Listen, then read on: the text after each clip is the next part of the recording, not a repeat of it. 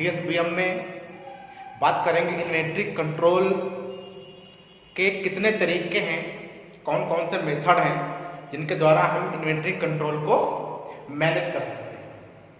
मैंने आपको online class में कुल मिला के जो मुख्य तरीके होते थे उसके जो लगभग 9 हैं, 9 में से 6 आपको बता दिए हैं। आज आपको 7वां बताना है कि 7वीं टेक्निक कौन सी है जिससे हम इन्वेंट्री यानी कि जो हमारे गुड्स हैं उनको हम मैनेज कर सकते हैं, उनको हम अपने नियंत्रण में कर सकते हैं। जो आपके अलग अलग सारे मेथड हैं, तरीके हैं, उन तरीकों में अलग अलग चीजें आपको कंट्रोल करनी है। जैसे किसी में स्टॉक को मेंटेन करने का तरीका बताया गया है, किसी को लीड टाइम को ध्यान में रखते हुए कुछ मेथड बताए गए हैं। उसी तरीके से जो आपका अगला तरीका है वो तरीका आपका है economic order quantity. Economic order quantity ये आपका 7वां तरीका है। इसको संक्षेप में हम EOQ भी कहते हैं, यानी इकोनॉमिक ऑर्डर कंट्रोल। अब इस विधि में हम क्या डिसाइड करते हैं? इकोनॉमिक का मतलब इकोनॉमिकली यानी कि कम से कम या सस्ता चीज लगभग। ऑर्डर जो आप सप्लाई के लिए ऑर्डर देते हो, क्वांटिटी मात्रा, यानी EOQ में हम क्या देखते हैं कि जो गुड्स जो इन्वेंट्री हमें ऑर्डर करनी है उसकी मात्रा कैसे निर्धारित की जाए, ये हम EOQ मेथड से निकालते हैं। EOQ मेथड में क्या होता है? फिर से how much of the inventories are to be ordered. How much यानी कितना इन्वेंट्री गुड्स सामान मैंने आपको बताया था, टू बी ऑर्डर्ड यानी कितनी मात्रा में इन्वेंट्रीज हमें ऑर्डर करनी है, वो चीज हम इस विधि में निकालते हैं। जब हम ये डिसाइड करते हैं इस तरीके से, इस मेथड से कि कौन सा सामान, कौन सी इन्वेंट्रीज सारी जो होती हैं उसको ऑर्डर करना है, कितनी मात्रा में करना है, तो क्वांटिटी निकालते समय हम यहाँ पे 2 बातों का गौर करते हैं। 2 बातों में जो पहली बात है वो है आपका ऑर्डरिंग कास्ट। ऑर्डरिंग कास्ट मैंने आपको बताया था क्या होता है, और ऑर्डरिंग कास्ट के साथ साथ आपका दूसरा फैक्टर है इन्वेंट्री कैरिंग कास्ट। अभी आपको पिछले टर्म पे यानी कल ही आपको बताया था कि इन्वेंट्री कैरिंग कास्ट क्या क्या होता है, जैसे handling charge, capital charge, storage charge, ये सारा आपका इन्वेंट्री कैरिंग कास्ट में आता है। तो फिर से जान लेते हैं कि EOQ मेथड में हम क्या जानते हैं। EOQ मेथड में हम ये जानते हैं कि जो हमारी इन्वेंट्री है, जो हमारी गुड्स है, उसकी क्वांटिटी कितनी होनी चाहिए, यानी कि हमें ऑर्डर देना है, हमें सप्लाई मंगानी है, तो क्वांटिटी कितनी होनी चाहिए ये डिसाइड होता है। इसको डिसाइड करने के लिए हम 2 फैक्टर इस मेथड में यूज करते हैं। 2 तरीके या 2 चीजों का ध्यान रखते हैं। कौन कौन सी चीज है? नंबर 1 ऑर्डरिंग कास्ट यानी कि पर ऑर्डर पे कितना कास्ट आ रहा है। दूसरा इन्वेंट्री कैरिंग कास्ट। ये इन्वेंट्री कैरिंग कास्ट मैं फिर रिपीट कर दूंगा आपसे, जैसे कि capital charge, storage charge, handling charge, ये सब चीज को हम कैरिंग कास्ट में रखते हैं। अब बात आती है कि EOQ के कितने तरीके हैं। देखिए अभी आज तक आपने केवल ऐसे पढ़ ले कि एक तरीका हो सकता है, लेकिन आपके EOQ इकोनॉमिक ऑर्डर क्वांटिटी में इसको निकालने के 2 तरीके को डिटरमाइन करने के लिए हमारे पास 2 तरीके हैं, या 2 तरीके से इसको निर्धारित किया जाता है। Method of determination of EOQ economic order quantity. इसके 2 तरीके हैं। पहला आता है टेबुलर कॉलम मेथड, दूसरा है अलजेब्रिक फार्मूला मेथड। पहला विधि क्या है? Tabular column method. इसके नाम से भी पता आपको होना चाहिए कि टेबुलर, टेबल यानी सारणी, कॉलम जो खाने होते हैं, मेथड। इसमें क्या करते हैं कि हम ऑर्डर कास्ट और कैरिंग इन्वेंट्री कैरिंग कास्ट को एक टेबल बना के उसमें रखते हैं, फिर इसका मान निकालते हैं। इससे ये हमें पता चल जाता है कि पर ईयर या पर मंथ हम कितना हमें ऑर्डर करना है, कितना नहीं करना है। अभी आगे आपको बता रहे हैं कि कैसे निकालते हैं। दूसरा है अलजेब्रिक फार्मूला मेथड। अलजेब्रिक एक गणित से लिया गया है, तो यहाँ पे एक हम गणितीय फार्मूला यूज करते हैं, बता रहे हैं अभी आगे ये आपका क्या होता है।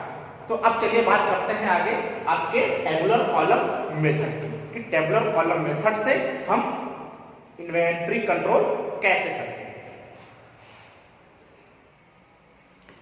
अब पहले विधि में टेबुलर कॉलम मेथड में फॉर एग्जांपल के तौर पे हम मान लेते हैं कि कोई ऑर्डर है हमारे पास और हम साल भर में हर एक महीने में एक ऑर्डर करते हैं और एक ऑर्डर पे हमारे 100 रुपए का खर्चा आता है। Suppose that order cost 100 rupees per order. Order cost 100 rupees per order, यानी कि एक महीने में हम कोई एक ऑर्डर करते हैं, उसका कास्ट हमें आता है 100 रुपए। तो साल भर में कितना हो जाएगा? 100 गुणे 12, एक साल में 12 महीने होते हैं, तो 100 गुणे 12 इक्वल टू 1200, यानी साल भर में जो हमारा ऑर्डर कास्ट हो गया कितना हो गया? 1200 रुपये। ठीक है। अब मान लेते हैं कि इन्वेंट्री कैरिंग कास्ट सब पे हमारा 10% लगेगा। अब परसेंट कैसे निकालोगे? परसेंट निकलेगा जब आपको ये पता होगा कि हमारा साल भर का यूजेज खर्चा कितना होता है। तो मान लेते हैं कि जो हमारा एनुअल यूजेज है वो 60,000 रुपए है। अब 60,000 का हम 10% निकालेंगे, इन्वेंट्री कैरिंग कास्ट 10 गुणे 60,000 बटे 100। इसको जब हम डिवाइड करेंगे तो आपका ये आएगा 6,000, यानी साल भर का 10% 60,000 का 6,000 रुपये हुआ। यानी कि जो हमारा कैरिंग इन्वेंट्री कैरिंग कास्ट है साल भर का 6,000 रुपये। अब एक महीने में कितना हुआ? तो इसको हम 12 से भाग देंगे। ठीक। अब इसको 12 से भाग दे देंगे, 12 पंचे 60, यानी एक महीने का 500 रुपए आया। इन्वेंट्री कैरिंग कास्ट एक महीने का 500 रुपए। अब 500 रुपए ये और ऑर्डर कास्ट 1200 रुपए ये, 12 और 5 1700, यानी 1200 प्लस 500 इक्वल 1700। ठीक। ये हमारा 1700 आया। अब इसको हम एक टेबल में रखेंगे, टेबुलर कॉलम में रखेंगे, तब जाके हमें पता चलेगा कि हमें 1700 रुपए का ऑर्डर हमें हर महीने करना है। ठीक। तो इसको टेबल में कैसे रखेंगे? हम एक सेगमेंट बनाएंगे। ठीक है, अभी बना के आपको बता रहे हैं। उस टेबल में इसका मान रखेंगे, बस वो हमारा टेबुलर कॉलम मेथड हो जाता है। चलिए टेबल बनाते हैं। इस तरह का एक टेबल बना लेंगे। टेबुलर से हो गया टेबल।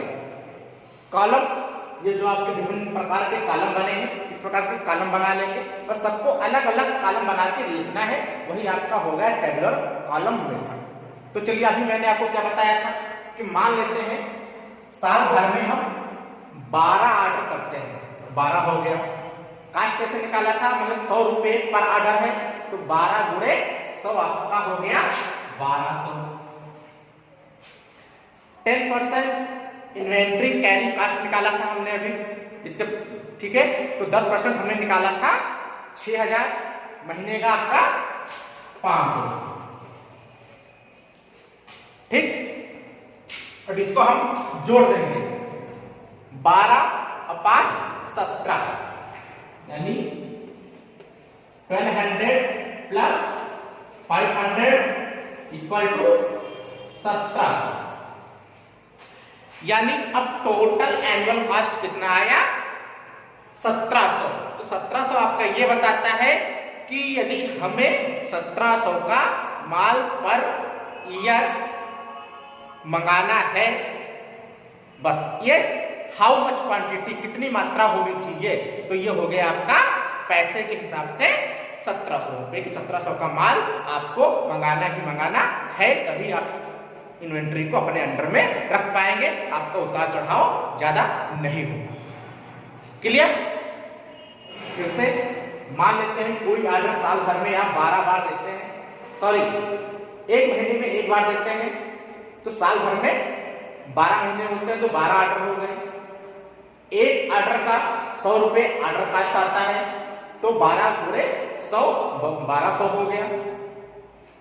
10% मान लेते हैं कि 10% इन्वेंट्री कैरिंग कॉस्ट, तो 10 का हम निकालेंगे तो इनमें 500 रुपए हो गया। इसको जोड़ लेंगे तो टोटल 12/1700 ये कास्ट आपका आ गया।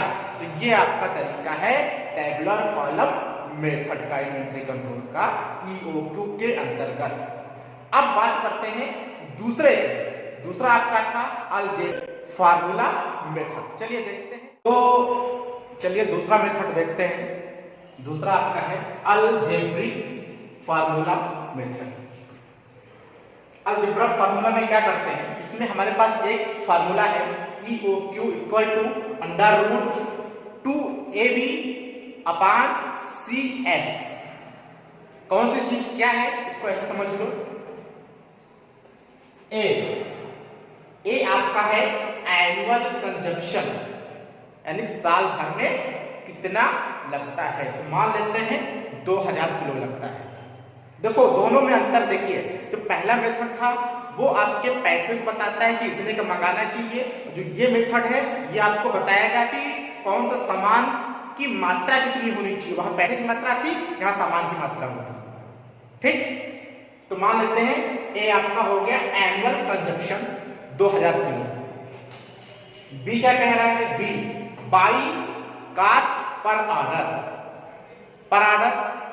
10 रुपए। मान लेते हैं 5 बार मंगाया जाता है, गुणे 5 50 हो गया वो। अब चाहे 10 गुणे 5 लिखो या पूरा 50 लिखो, कोई दिक्कत नहीं। सी क्या है आपका cast per unit of material, यानी जो मटेरियल है उसका 1 यूनिट का दाम कितना है, 5 रुपए पर केजी। सी स्टोरेज चार्ज या और भी चार्ज जिसे आप इन्वेंट्री कैरिंग कास्ट कहते हो। तो इन्वेंट्री कैरिंग कास्ट आपको बताया था उसमें क्या क्या चीजें आती हैं, अधिकतर स्टोरेज से संबंधित हैंडलिंग चार्ज दुनिया भर की चीज आती है। ठीक है, तो वो चार्ज मान लेते हैं 100 रुपए पर यूनिट। अब इस फार्मूले में हम इसके हिसाब से रखते हैं, नीचे आपको दिख नहीं रहा होगा, यहाँ पे इन्वेंट्री कैरिंग कास्ट 100 रुपीज है, रख लेते हैं। तो उस फार्मूले के आधार पे हम क्या करेंगे, √2 गुणे ए क्या है आपका एनुअल कंजप्शन 2000 गुणे बी क्या है आपका बाइंग कास्ट पर ऑर्डर 10 गुणे 5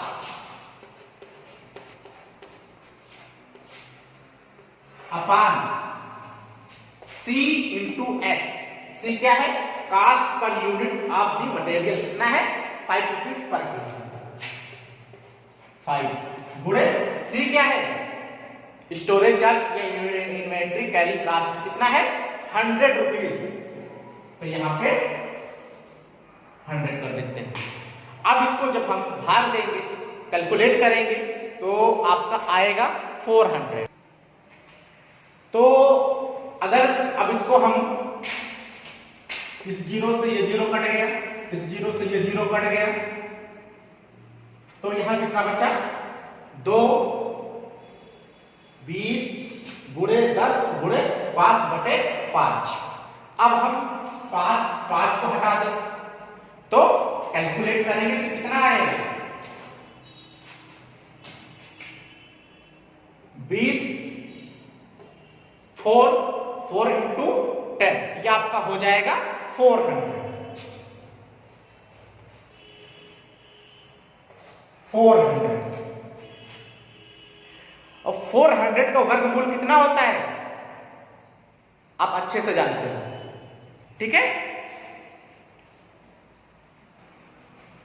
400 का वर्गमूल निकाल लेना। ये आएगा आपका 20, यानी अब आपका है 20 का मतलब क्या है 20 यूनिट्स, 20 यूनिट। यानी अब कुल मिला के आपको इस मेथड से जो सामान निकला, सामान की क्वांटिटी निकली, इन्वेंट्री की क्वांटिटी निकली, वो निकली 20 यूनिट। यानी आपको 20 यूनिट साल भर में ये सामान मंगाना है। तो ये क्लियर हुआ कि टेबुलर कॉलम मेथड से पैसे का अमाउंट निकलता है, क्वांटिटी निकलती है, और अलजेब्रिक मेथड से आपके सामान की क्वांटिटी निकलती है कि हमें पर ईयर कितना ऑर्डर करना है, उससे कितने का ऑर्डर करना है। यही आपका है EOQ method. Okay, thank you, धन्यवाद।